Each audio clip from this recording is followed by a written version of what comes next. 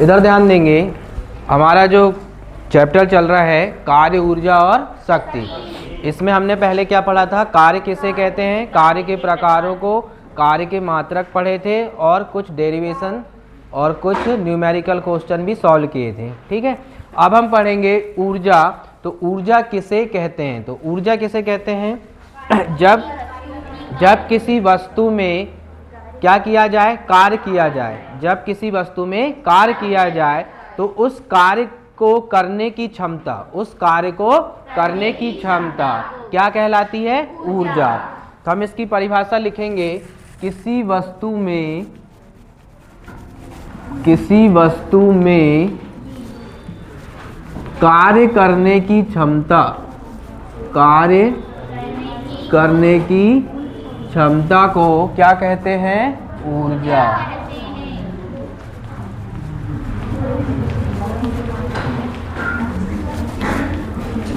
ऊर्जा का जो मात्रक है, एसआई मात्रक, वो भी क्या होता है, जूल होता है। कार्य का मात्रक भी क्या है, जूल, और ऊर्जा का एसआई मात्रक भी क्या होगा, जूल। इसको रिप्रेजेंट किया जाता है कैपिटल जे से।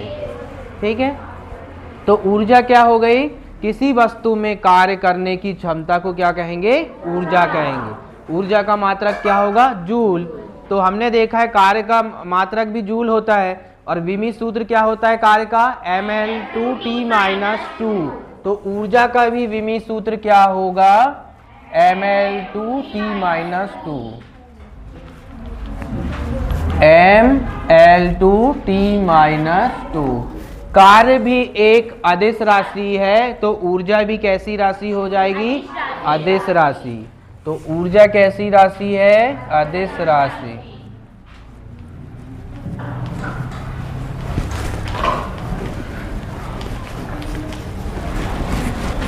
ठीक, अब हम देखते हैं ऊर्जा के विभिन्न प्रकारों को देखेंगे। तो ऊर्जा के प्रकार होते हैं, ऊर्जा के विभिन्न प्रकार हैं। सबसे पहले नंबर पे हम देखते हैं तापायनिक ऊर्जा। क्या देखेंगे, तापायनिक ऊर्जा। तापायनिक ऊर्जा क्या होती है, आपने किसी भी वस्तु में या किसी भी पिंड में क्या किया, टेम्परेचर दिया या ऊष्मा दी गई। तो ऊष्मा देने से क्या होगा, उस वस्तु के अंदर उपस्थित अणुओं में, उस वस्तु के अंदर उपस्थित अणुओं में क्या होने लगेगा, कंपन होने लगेगा, जिसके कारण उस कण में क्या हो जाएगी, निहित ऊर्जा को क्या बोलेंगे, तापायनिक ऊर्जा। फॉर एग्जाम्पल के लिए आपने देखा होगा कि जो चम्मच रहती है वो फ्राई करने के लिए, वो काय की रहती है, स्टील की। तो ऊष्मा के कारण जब वो गर्म हो जाती है तो आपने देखा होगा कि हाथ में क्या लगता है, चटका सा लगता है ना। क्यों लगता है, क्योंकि उस वस्तु के अंदर जो कण है वो क्या करने लगते हैं, गति करने लगते हैं। टेम्परेचर के कारण वो क्या हो जाती है, गर्म हो जाती है ना, जिस वजह से हमको क्या लगता है, हाथ में चटका सा, तो गर्म सा महसूस होता है ना। ठीक है, तो ये किसके कारण हो रहा है, उसके अंदर जो निहित ऊर्जा है वो किसके कारण हो रही है, ऊष्मा के कारण हो रही है। तो तापायनिक ऊर्जा की परिभाषा क्या होगी, जब किसी वस्तु का क्या बढ़ाया जाए, तापमान बढ़ाया जाए। जब किसी वस्तु का तापमान बढ़ाया जाए तो उसके कण क्या करेंगे, कंपन करने लगते हैं, जिसके कारण निहित ऊर्जा को क्या बोलेंगे, तापायनिक ऊर्जा। तो परिभाषा लिखते हैं हम इसकी, जब किसी वस्तु का तापमान बढ़ाया जाए, जब किसी वस्तु का तापमान बढ़ाया जाए तो उसके अंदर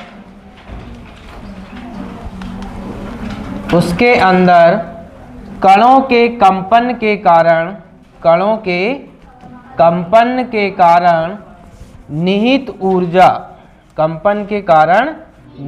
ऊर्जा क्या कहलाएगी, आपकी तापायनिक ऊर्जा कहलाती है। ठीक है, समझ में आया सभी को ये तापायनिक ऊर्जा। दूसरे नंबर पे हम देखेंगे आंतरिक ऊर्जा। दूसरे नंबर पे आंतरिक ऊर्जा।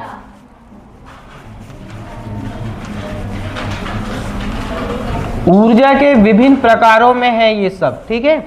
आंतरिक ऊर्जा क्या होगी, जैसे कि अभी हमने कहा किसी वस्तु के अणुओं के मध्य लगने वाले बल के कारण, किसी वस्तु के अणुओं के मध्य लगने वाले बल के कारण निहित ऊर्जा क्या कहलाएगी, आंतरिक ऊर्जा।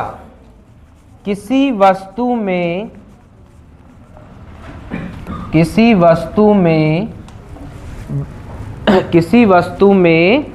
अणुओं के मध्य लगने वाले, किसी वस्तु में अणुओं के मध्य लगने वाले बल के कारण निहित ऊर्जा क्या कहलाएगी, आपकी आंतरिक ऊर्जा। इसका एक उदाहरण देखिए, मान लीजिए आपने एक पॉजिटिव चार्ज लिया और एक नेगेटिव चार्ज लिया। अब क्या होगा, ये पॉजिटिव नेगेटिव क्या करेंगे, एक दूसरे को अपनी ओर क्या करेंगे, आकर्षित करेंगे ना, एक दूसरे को आकर्षित करेंगे, मतलब उनके बीच में क्या लगेगा, एक बल लगेगा। तो उस बल के कारण क्या होगा, वो एक दूसरे के पास आने की कोशिश करेंगे, क्योंकि हमने कौन से चार्ज लिए हैं, पॉजिटिव और नेगेटिव। तो अब उस बल के कारण जो ऊर्जा बनेगी उनके बीच में, वो क्या कहलाएगी, उनकी आंतरिक ऊर्जा। ठीक है, समझ में आया। तीसरे नंबर पे हम देखते हैं ध्वनि ऊर्जा। क्या देखेंगे, ध्वनि ऊर्जा।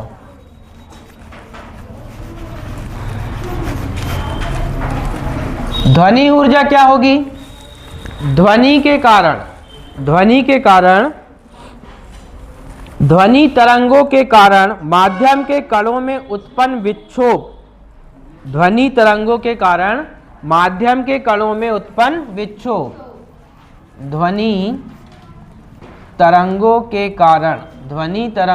कारण माध्यम में उत्पन्न विक्षोभ के कारण निहित ऊर्जा। तो देखिए इसका एग्जाम्पल देखते हैं हम।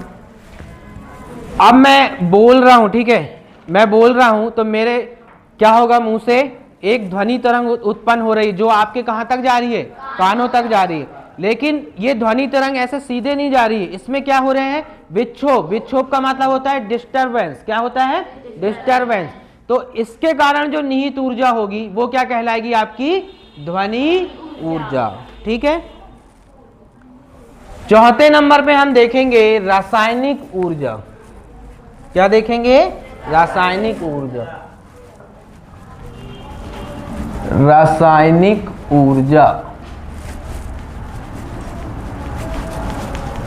तो रासायनिक ऊर्जा क्या होगी,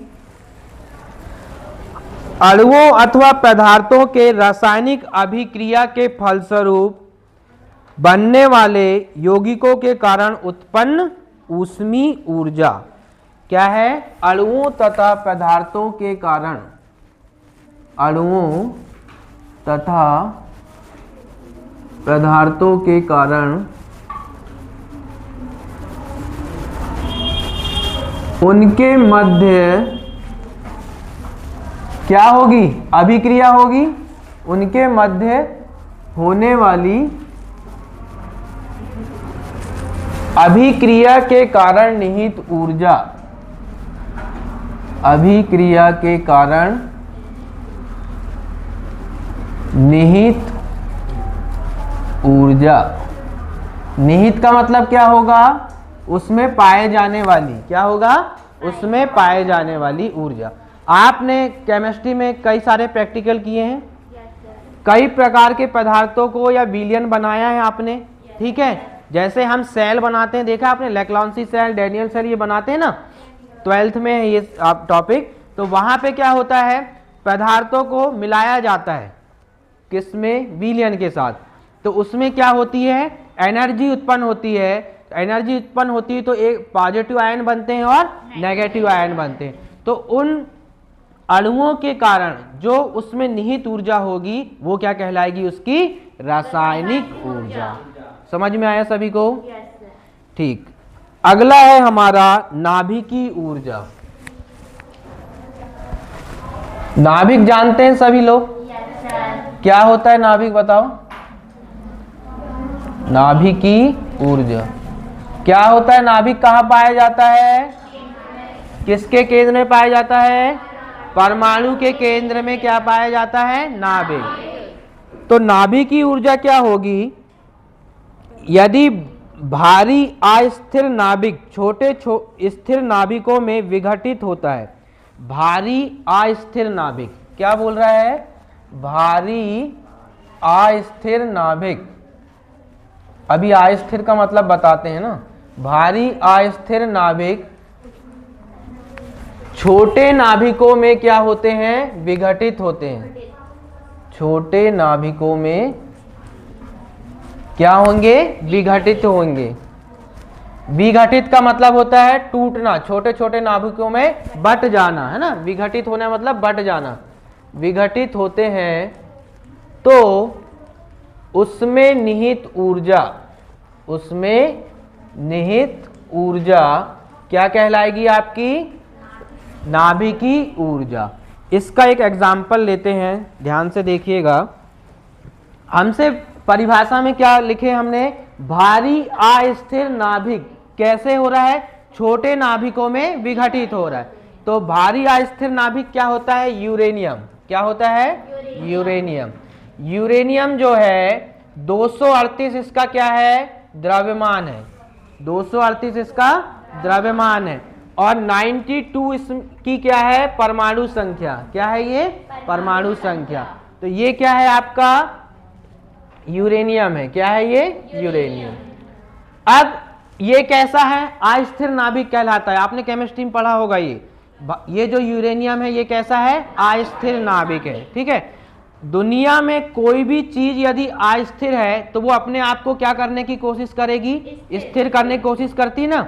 तो ऐसे ही जैसे कि मैं खड़ा हूं लेकिन मैं ऐसे धीरे धीरे ऐसे गिरने लगूं, ऐसे ऐसे झुक के गिरने लगूं, तो मेरी बॉडी क्या करेगी?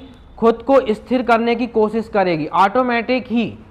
ठीक है। ये यूनिवर्स का लॉ है ना कि कोई भी अस्थिर चीज खुद को स्थिर या स्टेबल बनाने की कोशिश करती है। ठीक है। तो ऐसे ही हमने क्या लिया है? यूरेनियम। और ये कैसा है? अस्थिर नाभिक है। कैसा है? अस्थिर नाभिक। अब इसमें हम क्या करेंगे? एक न्यूट्रॉन लेंगे। एक क्या लेंगे? न्यूट्रॉन। और इस न्यूट्रॉन को धीरे धीरे क्या करेंगे? गति करवाएंगे। क्या करवाएंगे? गति करवाएंगे। ऐसे ये गति कर रहा है, न्यूट्रॉन लिया है हमने। ठीक है। ये गति करके कहां पे जाएगा?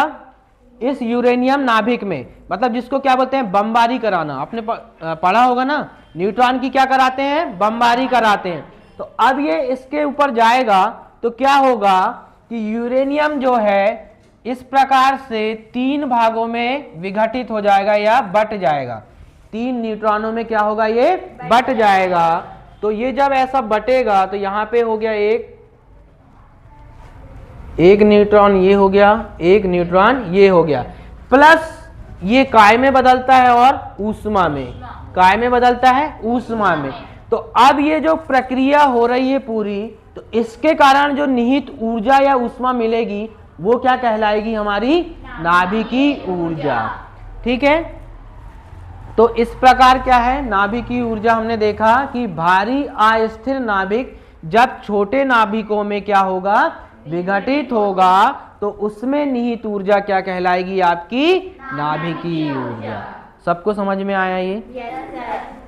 ठीक है। तो ये जो इतनी ऊर्जाएं थी ये सिर्फ आपको परिभाषा में याद रखना है। ठीक है। अब जो हमारे चैप्टर में है जिसको हमको पढ़ना है वो क्या है? यांत्रिक ऊर्जा। क्या है? यांत्रिक ऊर्जा। तो यांत्रिक ऊर्जा क्या होती है? ध्यान देना इधर। यांत्रिक ऊर्जा, यांत्रिक ऊर्जा क्या होगी? जब किसी वस्तु में उसकी गति अथवा बल के कारण या बल के सापेक्ष स्थिति के कारण उत्पन्न स्थितिज ऊर्जा, है ना। देखिए यांत्रिक ऊर्जा की परिभाषा क्या होगी कि जब किसी वस्तु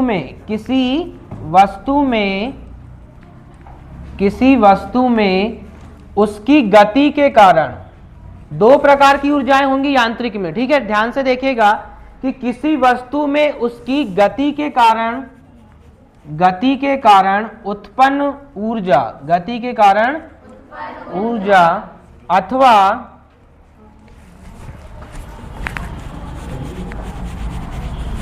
अथवा बल के सापेक्ष उसकी स्थिति के कारण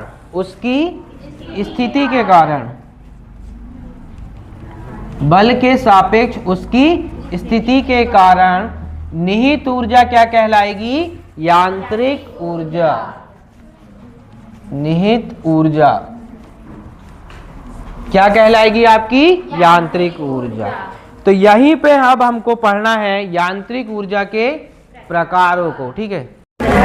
ठीक है, यांत्रिक ऊर्जा को देखते हैं। इसके दो प्रकार पढ़ेंगे।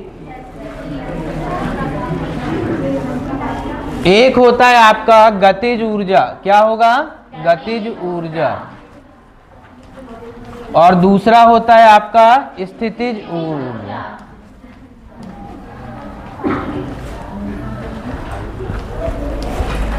तो इसमें हम सबसे पहले गतिज ऊर्जा को देखते हैं कि गतिज ऊर्जा क्या होती है, ठीक है।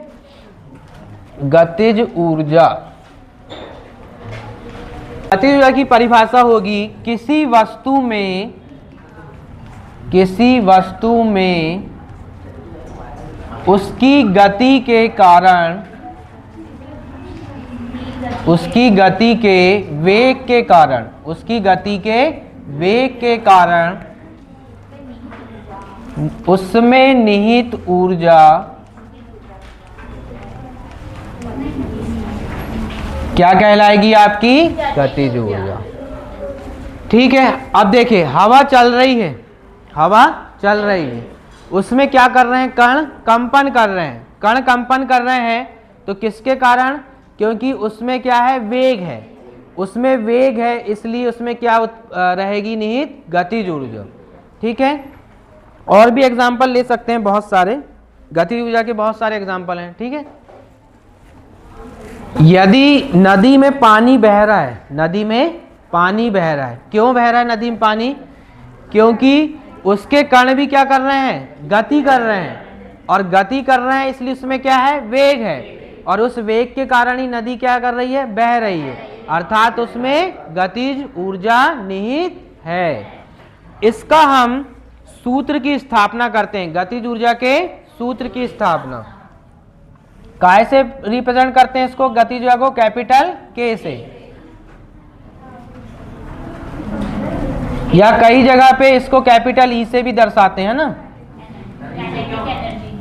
काइनेटिक एनर्जी मतलब के ई ऐसा लिखा जाता है। ठीक है, इसके सूत्र की स्थापना करेंगे कि मान लीजिए स्मॉल एम द्रव्यमान की कोई क्या है? वस्तु है। यहां पे लिख लेते हैं, माना स्मॉल एम द्रव्यमान की वस्तु का वेग कितना है? स्मॉल वी है। वस्तु का वेग स्मॉल वी है। ठीक है, अब वस्तु पर एक समान कैपिटल एफ बल, वस्तु पर एक समान कैपिटल एफ बल लगाया जा रहा है। कैपिटल एफ बल क्या कर रहे हैं? लगाया जा रहा है, लेकिन कैसे लगाया जा रहा है? गति की दिशा के विपरीत। एक समान एफ बल गति की दिशा के विपरीत लगाकर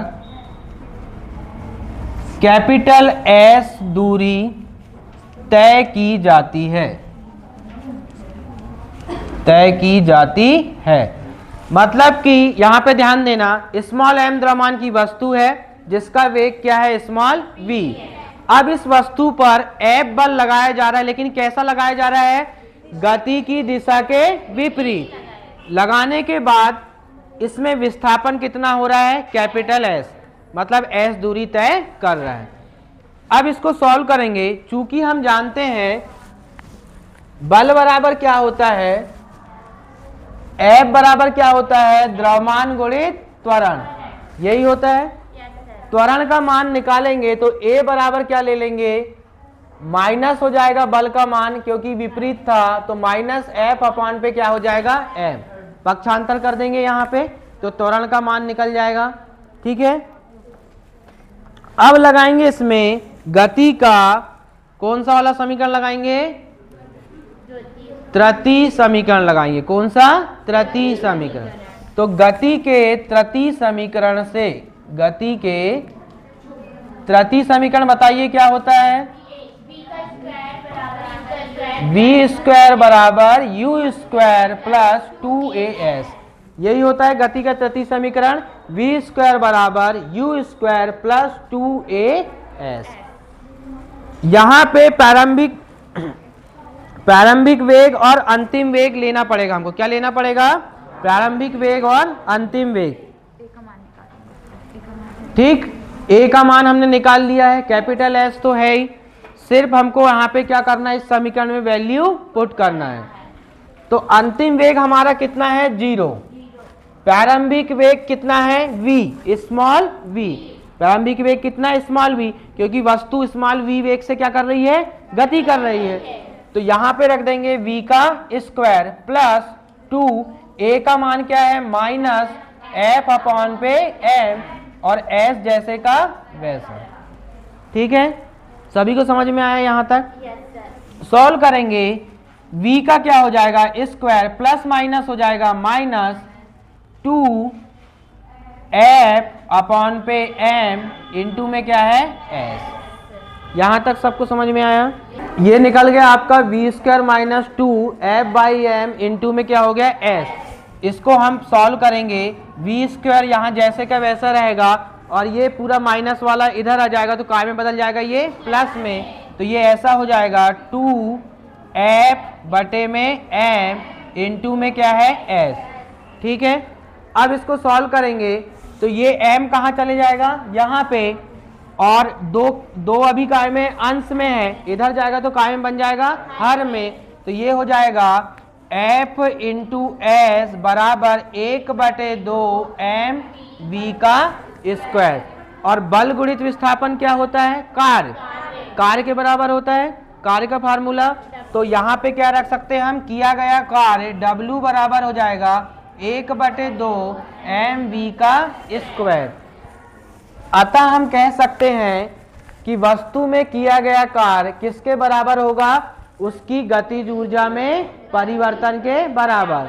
तो यहाँ पे लिख देंगे हम, अतः किया गया कार्य उसकी गतिज ऊर्जा के बराबर होगा, गतिज ऊर्जा के बराबर होगा।